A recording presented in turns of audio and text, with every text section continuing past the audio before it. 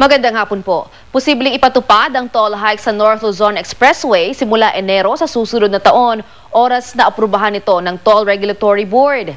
25 sentimos kada kilometro ang inihaing dagdag singil ng NLEX. Sakop nito ang 94-kilometer stretch mula Balintawak hanggang Dautol Interchange sa Pampanga. Kapag pinagbigyan ng hiling, ang 174 pesos na toll mula Balintawak hanggang Santa Ines ay magiging 195 pesos na.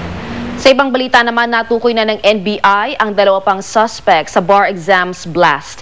Pero tumanggi si Justice Secretary Laila De Lima na pangalanan sila. Ayon sa kalihim, tumulong umano ang mga ito sa pangunahing suspect na si Anthony Nepomuceno. Miyembro rin daw sila ng Alpha Phi Omega Fraternity at mas lumalakas din ang anggulo na frat war ang motibo ng krimen.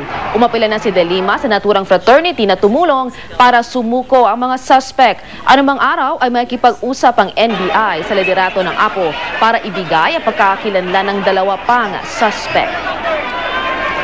Mula sa tahanan ng katotohanan, ako po si Lala Roque. Matapos ang undas, ang katerbang basura iniwan sa mga sementeryo. Aktor sa Cebu na gumaganap bilang killer, pinatay ng barangay tanod sa pag-aakalang isa siyang holdupper. Tutukan sa 24 oras dahil hindi natutunan. Mamaya pagkatapos ng Bangkatay at bago ang Survivor Philippines Celebrity Show.